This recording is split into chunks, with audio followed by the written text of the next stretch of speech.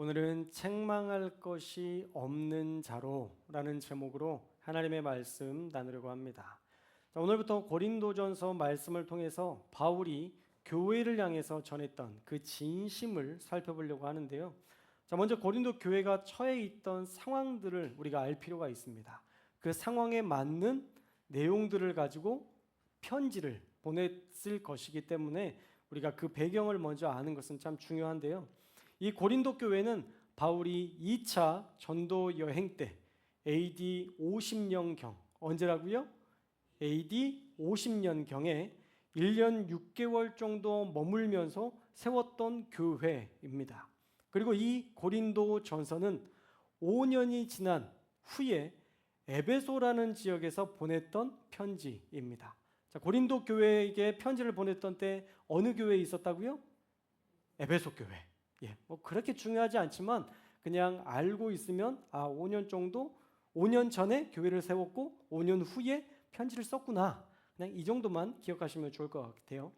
그리고 고린도는 이 지중해 무역의 중심지여서 항구가 발달했던, 무역이 성행했던 지역입니다. 그래서 무역이 성행한다는 것은 돈이 많다는 것이고, 돈이 많다는 것은 쾌락으로 이어질 가능성이 높다라고 생각해 볼 수 있겠죠.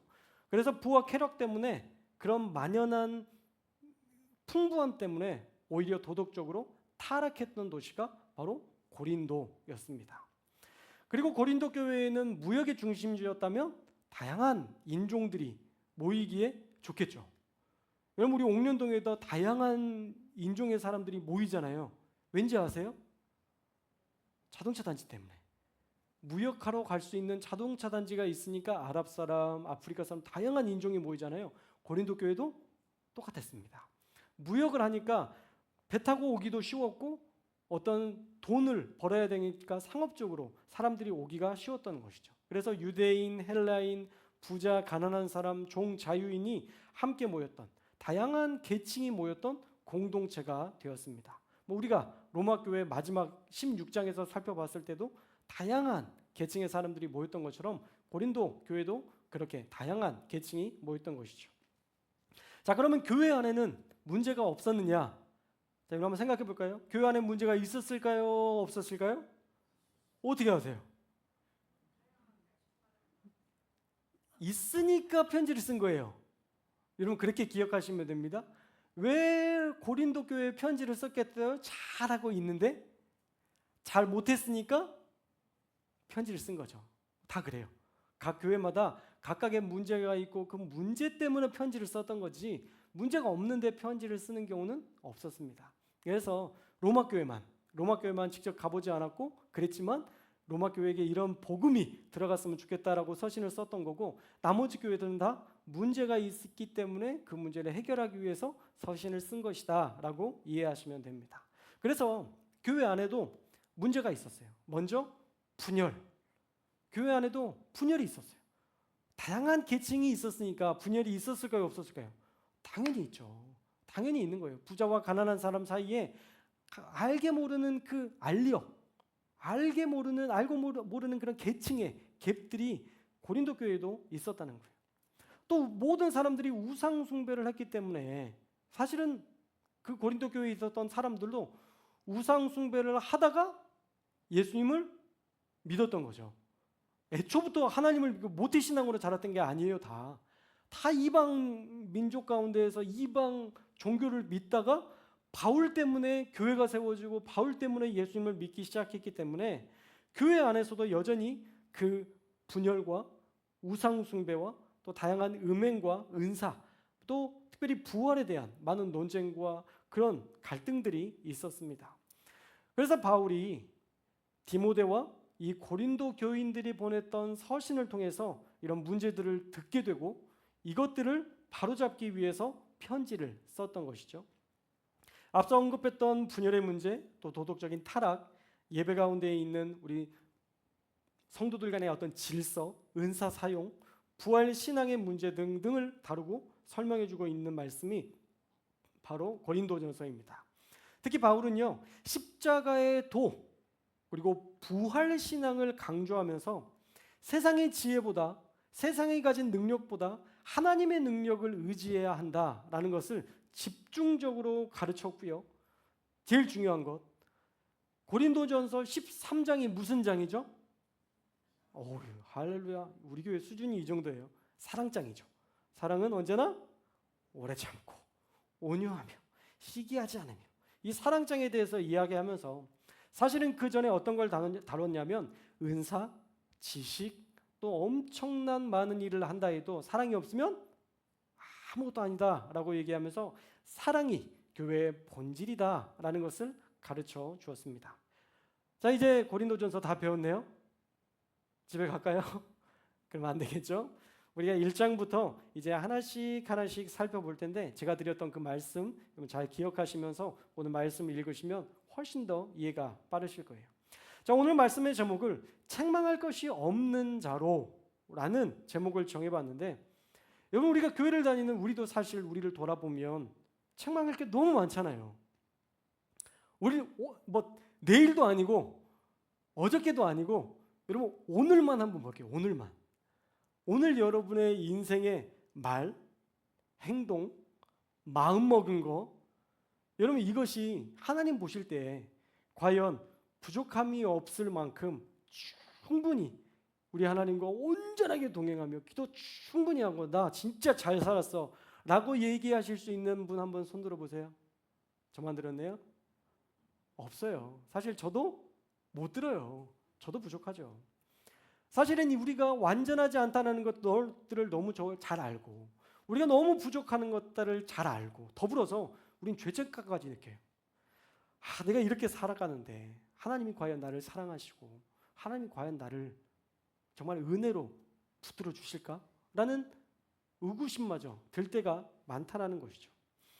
그런데 오늘 말씀은요, 우리에게 정말 놀라운 소망을 줍니다.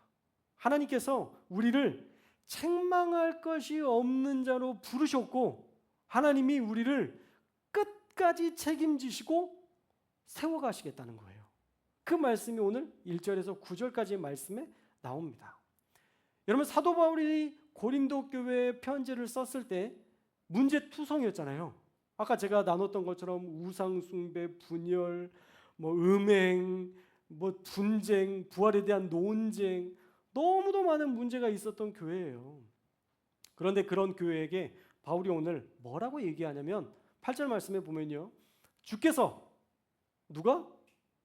주께서 너희를 우리 주 예수 그리스도의 날에 책망할 것이 없는 자로 끝까지 견고하게 하시리라 라고 얘기합니다. 문제가 많은 교회였는데 그 교회를 향해서 끝까지 책망할 것이 없는 자로 세우시겠다는 거예요. 바울은요, 문제가 있는 교회, 고린도 교회에 문제가 있다는 것을 알았지만 그들을 책망으로 시작하지 않았습니다. 오히려 먼저 하나님이 그들을 어떻게 부르셨는지를 상기시킵니다. 여러분, 성경이 말하는 책망할 것이 없는 자로 세우시는 비밀이 오늘 말씀을 통해서 선포될 텐데, 여러분 말씀 잘 들으시고 우리가 어떻게 책망할 것이 없는 자로 살아갈 수 있는지, 마지막 날 하나님께서 우리를 향해서 책망할 것이 없는 자로 어떻게 세우실 수 있는지 분명히 알고 그 믿음 붙들고 살아가시는 저와 여러분들 되시기를 주님의 이름으로 축복합니다. 첫 번째로, 성도는요, 창세 전부터 예수 안에서 이미 거룩하게 성별된 사람들이다 라는 사실을 말씀을 통해서 증거하고 있습니다. 여러분, 그 내용이 1절에서 6절까지 말씀에 분명히 나오는데, 하나님이 바울을 어떻게 불렀는지가 먼저 우리에게 주시는 비밀인 거예요. 자, 우리 1절 말씀 한번 읽어볼까요? 1절 말씀 시작. 하나님의 뜻을 따라 그리스도 예수의 사도로 부르심을 받은,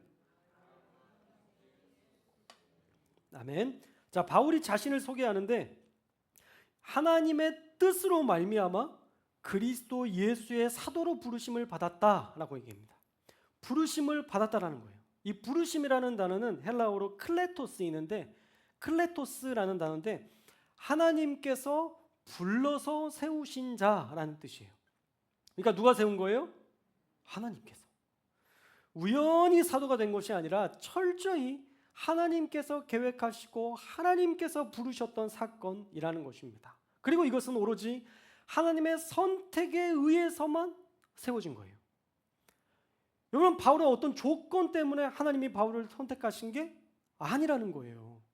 바울이 헬라어를 잘해서 부른 게 아니라, 바울이 율법을 잘 지켜서가 아니라, 바울이 어떤 면에서 탁월했기 때문에 바울을 선택하신 것이 아니라는 거예요. 여러분, 예수님이 바울을 처음 만나주시고 예수님이 바울에게 처음 말 걸어 주셨을 때 사실은 어떤 말을 가장 먼저 하셨죠? 예수님이 사울아 사울아 네가 어찌하여 나를 핍박하느냐, 어찌하여 네가 나를 핍박하느냐라고 얘기합니다. 여러분, 매일 교회를 쫓아다니면서 성도들을 핍박했던 바울은요, 사실 하나님의 선택을 받기에는, 우리가 인간적인 눈으로 봤을 때 하나님이 선택하시기에는 사실 교회에 너무 못 미치는 인간이었어요. 하나님의 기대에 전혀 미치는 인간이 아니었어요. 교회를 쫓아다니면서 성도를 죽였던 사람이라니까요. 성도들을 감금했던 사람이에요. 아니, 이런 사울을, 이제 나중에 바울로 이름이 바뀌지만 헬라식 이름입니다. 사울이 바울로 됐다고 해서 이름이 완전히 바뀐 게 아니라 원래 사울이고 헬라식 이름은 바울이에요. 전혀 다른 이름으로 바꾼 게 아니에요. 한국에서는 시형이고 미국으로 가면 C형 이렇게 된 거예요. 별반 그렇게 큰 차이는 없는 그런 거예요. 여러분, 하나님의 입장에서 봤을 때 바울은 기대에 못 미치는 인간이라니까요. 하나님께서 선택하실 때 어떤 기준이 있고 그를 불러야 하는 어떤 명확한 근거를 가지고 만약에 부르신다면 바울은 그 기대에 못 미치는 인간입니다. 그런데 정말 엄청난 비밀인데, 하나님이 선택하시니까 바울의 인생이 특별해집니다. 할렐루야. 제가 창세기에서도 한번 이 마리아 누가복음을 이야기하면서도 한번 말씀드렸었죠. 선택되니까 특별해진다. 아무짝에도 쓸모없었던 바울이 하나님의 선택을 받으니까 그의 인생이 특별해지더라는 거예요. 여러분, 이 진리를 기억하셔야 됩니다. 하나님이 선택하시면 사울 같은 망나니도 특별해진다. 저와 여러분도 하나님의 선택을 받아서 특별해진 거잖아요. 여러분, 2절과 3절의 말씀도 한번 읽어볼까요? 2절과 3절 말씀 시작.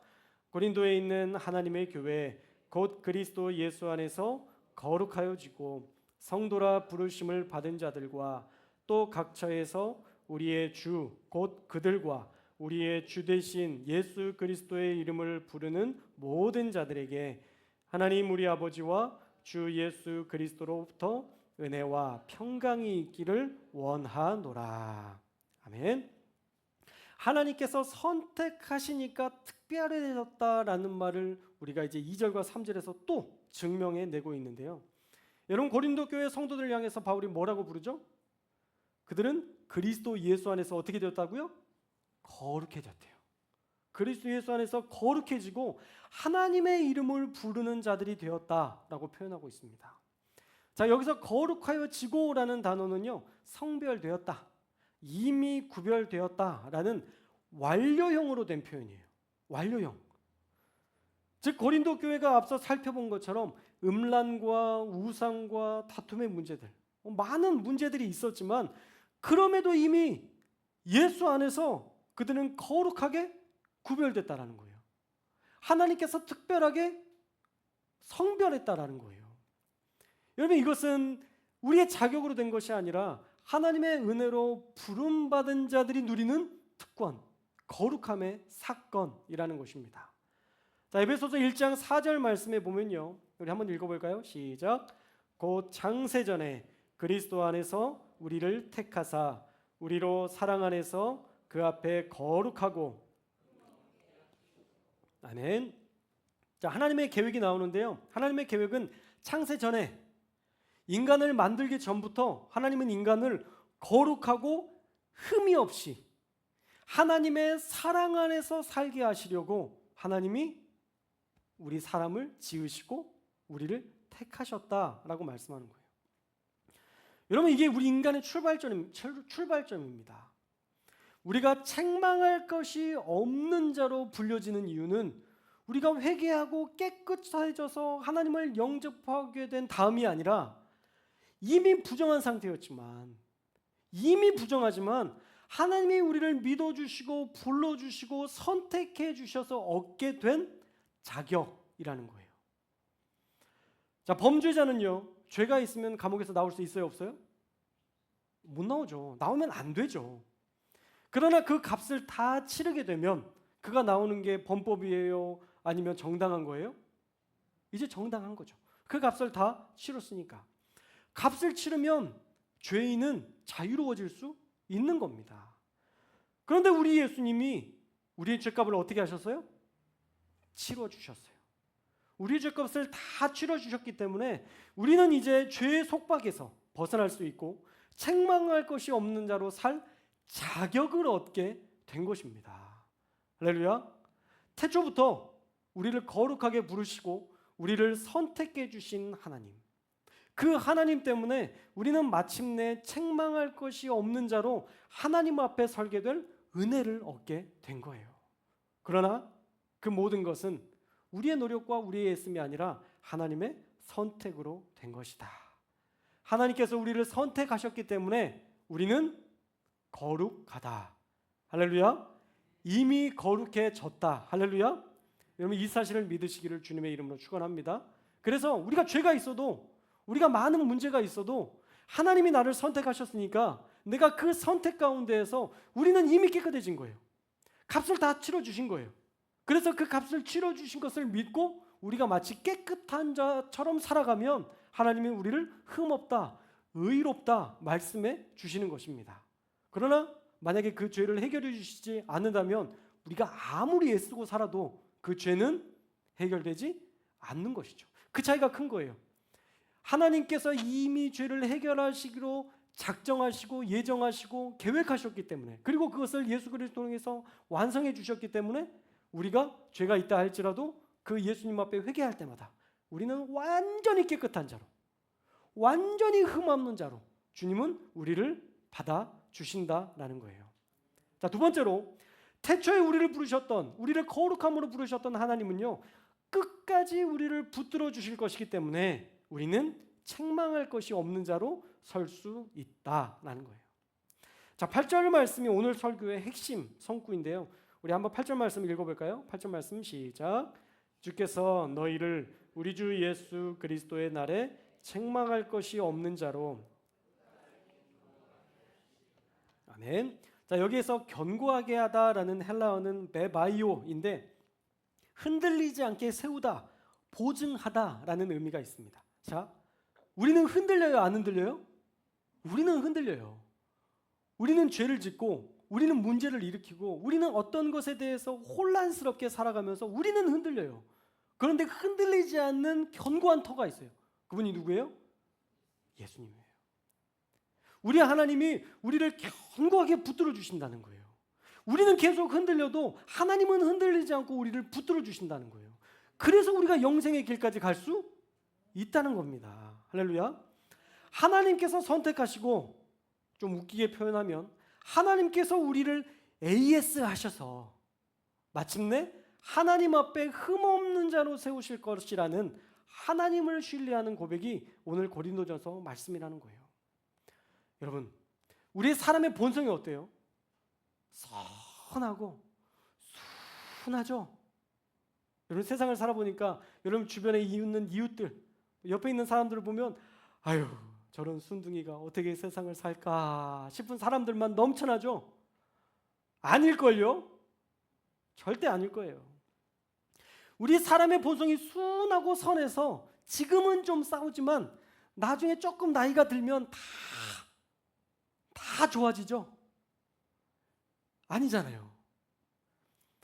여러분, 지금은 좀 젊은 날에는 안 좋았지만 나중에는 나이가 들면 본성이 막 선해지나요? 보통 어르신들이 그렇게 이야기하시잖아요. 사람은 안 바뀌어. 여러분, 안 바뀌어요.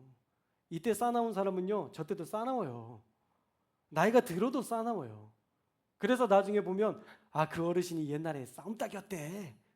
어쩐지 지금을 보면 알지 막 그러면서 우리가 그렇게 말씀하시는 어르신들도 종종 있잖아요. 여러분, 나이가 들어서 사람이 변하는 게 아니에요. 젊다고 순한 게 아니에요. 사실 성경에 나오는 인간에 대한 하나님의 믿음은요, 인간이 자기 자신을 바꿀 수 없다. 이게 하나님이 가지신 믿음이에요. 인간 스스로는 자기 자신을 바꿀 수 없다. 사실 인간에 대한 믿음은 1도 성경에 나오지 않습니다. 하나님이 하셔야 인간이 바뀐다는 하나님에 대한 믿음으로만 성경은 가득 차 있습니다. 왜냐하면 여러분 지금 고린도 교회도 지금 싸우고 있다니까요. 성경에 나오는 고린도 교회가, 우리는 사실 성경에는 안 나오잖아요. 우리 성도교회가 아직 성경에 나오거나 기록되어 있는 건 없잖아요. 그런데 성경에, 초대교회라고 말할 수 있는 성경에 기록되었던 초대교회가 지금 싸우고 있다니까요. 자, 시간이 많이 흘렀어요. 지금의 교회는 어떤가요? 싸워요. 지금의 교회도 싸워요. 나이 많으신 장로님과 목사님들이 서로 싸우잖아요. 여러분, 인간은 쉽게 바뀌지 않습니다. 인간은 그래서 신뢰할 만한 존재가 못 돼요. 그러니까 바울은 하나님만을 신뢰했던 거예요. 할렐루야. 고린도 교회를 하나님께서 선택하셨으니 하나님께서 고린도 교회를 AS 하셔서 하나님이 부르실 그날 고린도 교회를 흠없게 하실 것이다. 아멘. 여러분, 이 고백에는요, 철저히 하나님만 신뢰하는 고백입니다. 하나님께서 부르시고 하나님께서 AS 하셔서 하나님 앞에 흠없는 자로 세우실 것이다. 인간에 대한 믿음, 인간에 대한 신뢰가 나와 있지 않아요. 전적으로 하나님만을 신뢰하고 있습니다. 여러분, 9절 말씀도 보세요. 9절에도 하나님을 전적으로 신뢰하는데 우리 9절도 읽겠습니다. 시작.